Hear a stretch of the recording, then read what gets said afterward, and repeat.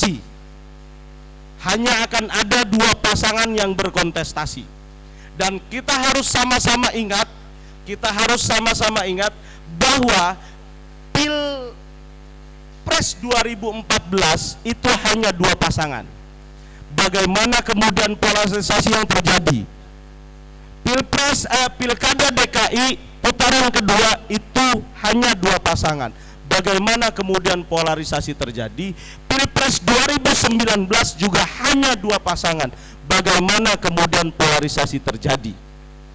Mungkin saya tidak tahu, tapi saya kira banyak cerita, banyak artikel yang mengatakan bahwasanya polarisasi itu sangat berbahaya bagi keberlanjutan kehidupan berbangsa dan bernegara.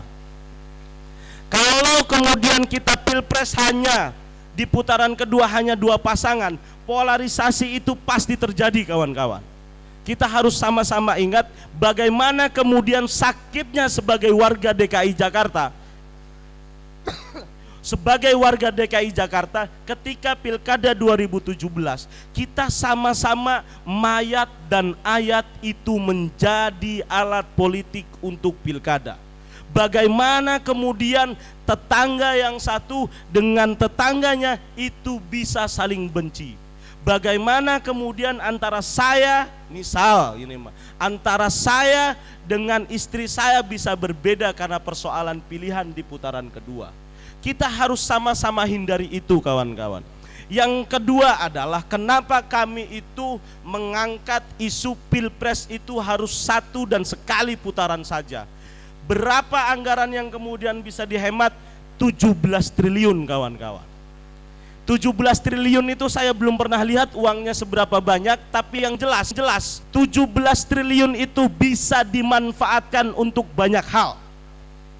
Bisa dimanfaatkan untuk banyak hal, bisa dimanfaatkan untuk mengentaskan kemiskinan yang ada di Indonesia, bisa dimanfaatkan untuk kawan-kawan yang belum dapat beasiswa karena UKT-nya mahal, bisa dimanfaatkan untuk pembangunan rumah sakit, bisa dimanfaatkan untuk pembangunan yang lain, bisa dimanfaatkan untuk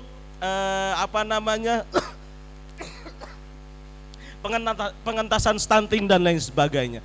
Isu yang ketiga kenapa kemudian harus sekali putaran itu adalah bagaimana kemudian program-program yang ada itu juga harus kemudian berlanjut, kawan-kawan. Jangan sampai teman-teman hari ini itu terus-terusan, jangan sampai masyarakat Indonesia, jangan sampai bangsa Indonesia terus-terusan disuguhkan dengan agenda-agenda politik, dengan dagelan-dagelan politik, dengan urusan-urusan politik. Cukup urusan politik itu hanya sampai 14 Februari. Setelah itu kita mari sama-sama berpikir bagaimana Indonesia ini semakin maju. Kita sama-sama berpikir bagaimana Indonesia ini, rakyat Indonesia ini semakin sejahtera. Kita sama-sama berpikir bagaimana caranya Indonesia ini menjadi negara, menjadi Indonesia emas di tahun 2045. Kita sebagai anak muda itu harus mengambil peran itu, kawan-kawan. Apakah gagasan dari Jogja, ide dari Jogja, usulan dari Jogja, bagaimana kemudian Indonesia maju ke depan, ini mari kita bahas sama-sama hari ini, kawan-kawan. Saya kira itu hal lain yang kemudian harus disampaikan adalah kita hadir di sini perwakilan beberapa kampus dari UGM, dari UTY, dari UIN Jogja, dari UNY, dari UPN Jogja, dari Mercu Buana ada? Nggak ada dari Mercu, dari mana lagi? Dari UNU. Saya kira kawan-kawan semua yang akan merumuskan bagaimana gagasan dan ide kita anak muda supaya Indonesia ke depan semakin maju. Saya kira itu, saya mau teriakan kawan-kawan, saya mau kita berada dan mengambil ide yang sama. Saya mau teriakan kawan-kawan, kita pakaikan bersama-sama kalau Indonesia itu harus maju, Indonesia harus menjadi betul-betul Indonesia emas di 2045. Maka Segitu saja dari saya. Terima kasih. Jazakumullah ahsanal jaza. Assalamualaikum warahmatullahi wabarakatuh. Hidup mahasiswa.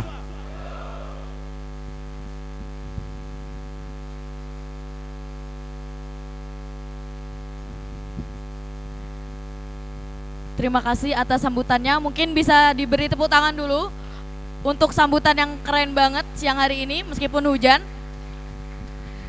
Memasuki acara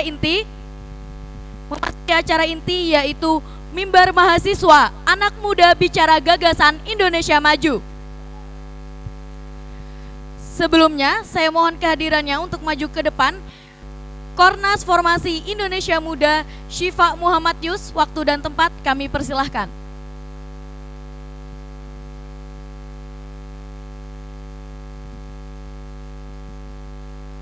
Bisa sambil diberi tepuk tangan.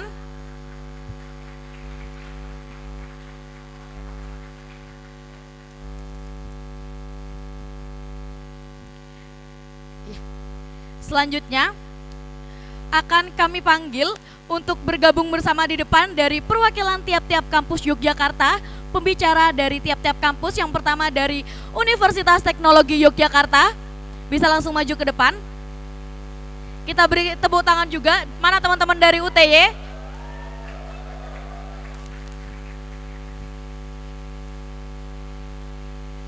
Selanjutnya kita mohon untuk ke depan juga dari UIN Sunan Kalijaga Yogyakarta. Beri tepuk tangan.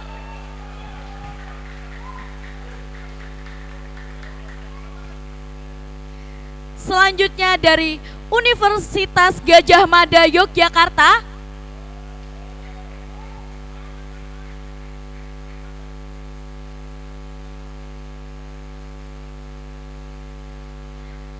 Selanjutnya dari UPN Veteran Yogyakarta. Mana teman-teman dari UPN, mungkin bisa diberi tepuk tangan.